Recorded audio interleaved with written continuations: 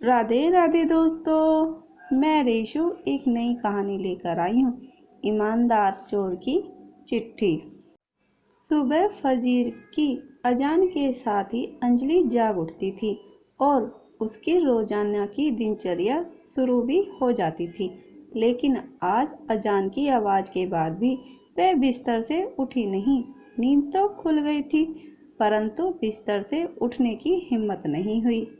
थोड़ी देर लेटे लेटे सीलिंग को निहारती रही। फिर जब बेचैनी होने लगी तो बेमन से बिस्तर से उठ गई। स्टोव पर चाय का पानी रखने के बाद बोझिल कदमों से अखबार लेने के लिए मेन गेट की तरफ चल दी। फर्श पर पड़ा अखबार उठाते ही वह चौंक गई। पास ही एक सफेद रंग का बंद लिफाफा पड़ा था। लिफाफे पर लिखा था, सिर्फ अंजलि दीदी को मिले। आगे पीछे न कोई नाम न कोई पता, डाक खाने की सील भी नहीं थी। इतना तो तय था कि कोई व्यक्ति खुद यहाँ लिफाफा डाल कर गया है, लेकिन कौन और क्यों, इसी अधेड़-बुन में जिज्ञासा हुई और तुरंत लिफाफा खोलकर देखा तो एक चिट्ठी रखी मिली। चिट्ठी हाथ में लेकर कुछ पल सोचती रही कि पढूं या फेंक दूं। न जाने किसने लिखी है और इस तरह रहस्यमय तरीके से चिट्ठी भेजने का मतलब क्या। बिना पढ़े फेंक दी तो हजारों सवाल मन में घूमते रहेंगे। एक झटके में उसने चिट्ठी खोलकर पढ़ना शुरू कर दी। प्यारी दीदी नमस्कार, मैं ही वो बदनसीब चोर हूँ जिसने 3 दिन पहले आपके घर में सेंध मारी कर लाखों रुपए की नकदी और सोने चांदी के आभूषणों पर हाथ साफ किया है। अंजलि को काटो तो खून नहीं। पहली लाइन पढ़ते ही अंजलि का चेहरा गुस्से से तमतमा गया। पिछले 3 दिनों के दौरान हुआ घटना क्रम तेजी से आंखों के सामने घूमने लगी। मैं जानता हूँ मेरा यह इकबाल जुल्म आपके गुस्से को 7वें आसमान पर ले जाएगा और थोड़ी हैरानी भी होगी कि एक चोर आपको चिट्ठी लिखने की हिम्मत कर रहा है। आपका गुस्सा होना बेहद लाजमी भी है। आपके जीवन भर की जमा पूंजी चुराकर मैंने आपके और आपके परिवार के हर सदस्य के सपनों का हरण किया है।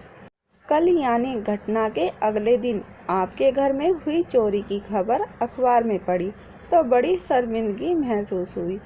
अफसोस भी बहुत हुआ। मेरी इस करतूत से आपकी शादी निरस्त हो गई, जो अगले महीने होना तय थी। ऐसा लगा मानो जिस बहन की शादी का सपना मैं बरसों से देख रहा था, आज उसी बहन का नया संसार बसने से पहले खुद अपने ही हाथों से उजाड़ दिया।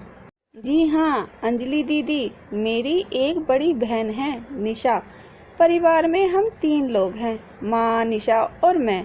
अपना दुखड़ा सुनाने से पहले मैं कुछ कह देना चाहता हूँ। दरअसल मैं वैसा चोर नहीं हूँ जैसा आपने सोचा है। अपने ऐशो आराम या मेहनत से बचने के लिए मैंने ऐसा शर्मनाक और गैर कानूनी कार्य किया है। हाँ दीदी, मैं ग्रेजुएट हूँ और फिलहाल बेरोजगार हूँ। पिता का देहांत मेरे बचपन में ही हो गया था। माँ ने सिलाई कढ़ाई और घरों में काम कर हम दोनों भाई बहनों का लालन पालन किया और माँ के बलिदान व जुनून की बदौलत ही हम दोनों ग्रेजुएट हो पाए हैं। फिलहाल किसी छोटी मोटी नौकरी की तलाश में है, लेकिन काफ़ी चप्पलें घिसने के बाद भी नौकरी से मशरूम हैं। बड़ी बहन की उम्र शादी के लायक हो चुकी है। उसकी आंखों में शादी को लेकर सजने वाले सपने मुझे साफ नजर आते हैं, लेकिन घर की आर्थिक स्थिति के चलते वह खामोशी धारण किए हुए है। मैंने और माँ ने बहुत प्रयास किए कि किसी तरह यहाँ वहाँ से पैसा उधार लेकर निशा की शादी कर दें, लेकिन हर जगह दहेज और शादी कार्यक्रम के अच्छे इंतजाम की डिमांड हमें मजबूर करती रही। और फिर हम जैसों की मदद भी करता कौन है। बेटी की शादी न होने से माँ भी दुखी रहने लगी। माँ का दुख और बहन की घुटन मुझसे बर्दाश्त नहीं हुई। इसी दुविधा के चलते मैंने चोरी जैसे अपराध को अंजाम देने का दुस्साहस कर डाला। करीब 10 दिन अलग अलग घरों की रेकी करने के बाद आपके सूने घर में चोरी करने का मौका मिला और आपके घर से लाखों का सामान चुरा लिया। मैं खुश था कि अब धूमधाम से निशा का विवाह कर सकूंगा, उसके सपने पूरे हो जाएंगे। साफ है कि चोरी की बात मैंने न तो घर माँ को बताई और न ही बहन से जिक्र किया। हाँ, इतना भर जरूर कह दिया कि अब घबराने की ज़रूरत नहीं, अच्छा लड़का देखना शुरू कर दो। शादी के लिए रुपए व आभूषण का इंतजाम मैं किसी तरह कर दूंगा। माँ व बहन दोनों ही बहुत खुश हुए, इतना खुश हुए कि उन्होंने यह भी नहीं पूछा कि बेटा इतने पैसों का इंतजाम कहाँ से और कैसे करेगा। शादी की बात सुनकर तो निशा का चेहरा शर्म और खुशी से दमक उठा था। उसकी खुशी देखकर मैं गदगद हो गया। पहली बार एहसास हुआ कि अपनी जिम्मेदारी और कर्तव्य का निर्वहन करना कितना सुखद और मन को आनंदित करने वाला होता है। बहन की शादी कर हम दोनों माँ बेटे मानो चारों धाम की तीर्थ यात्रा कर लेंगे। क्या एक बहन की जिंदगी उजाड़ कर दूसरी बहन की खुशियाँ खरीदी जा सकती हैं? आपकी आंखों से बहते आंसुओं से मेरी बहन के जीवन में कभी खुशियों की बारिश नहीं हो सकती दीदी। मनुष्य को इतना भी निर्दयी नहीं होना चाहिए कि वो अपनी खुशियों के लिए दूसरों का घर संसार उजाड़ दे। निशा के भाग्य में यदि शादी की खुशियाँ लिखी होगी तो वह हर हाल में उसे मिलकर रहेंगी।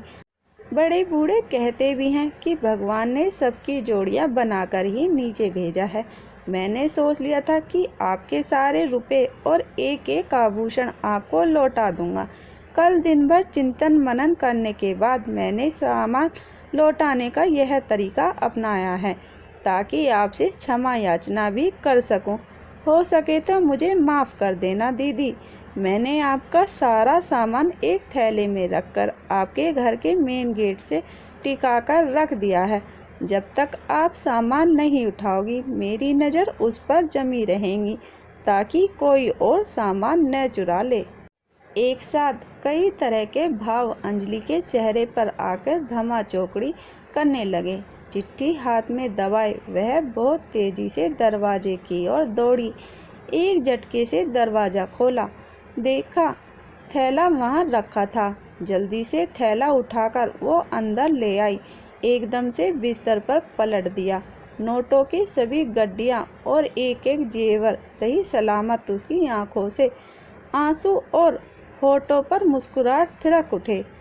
अंजलि ने सारे पैसे और जेवर अपने दोनों हाथों में समेटकर चेहरे से लगा लिए। फिर अचानक उसे चिट्ठी का ख्याल आया और एक बार फिर अचानक वह दरवाजे की ओर दौड़ पड़ी। दरवाज़ा खोलकर उसने चारों तरफ नजरें फिराकर देखा। सूनी सड़क पर कोई भी नहीं दिखा। चिट्ठी अभी पूर्ण नहीं हुई थी। आगे लिखा था, एक गुजारिश है दीदी, इंसानियत व कानून दोनों ही नज़रों से मैंने ऐसे अपराध को अंजाम दिया है और उसकी सज़ा भी कानून में तय है। एक न एक दिन कानून के लंबे हाथ मुझ तक पहुंच ही जाएंगे। मेरे जेल जाने के बाद माँ और निशा की ज़िंदगी बर्बाद हो जाने का पूरा अंदेशा है। अतः मैं चाहता हूँ कि पुलिस में दर्ज चोरी का मुकदमा आप वापस ले लें ताकि मैं पूरी तरह से बेफिक्र होकर अपनी माँ व बहन की सेवा कर सकूं, उनका सहारा बन सकूं। नमस्कार। अंजलि ने फौरन अपनी माँ व अन्य परिजनों को जाकर सारा किस्सा सुनाया। उनके सामने जेवर व रुपए रख दिए। माँ का तो खुशी के मारे रोक रोक कर बुरा हाल हो गया। सभी ने भगवान का लाख लाख शुक्रिया अदा किया और ईमानदार चोर की इंसानियत पर अंजलि ने सामान वापस मिलने की जानकारी पुलिस को देकर अपनी FIR भी वापस ले ली।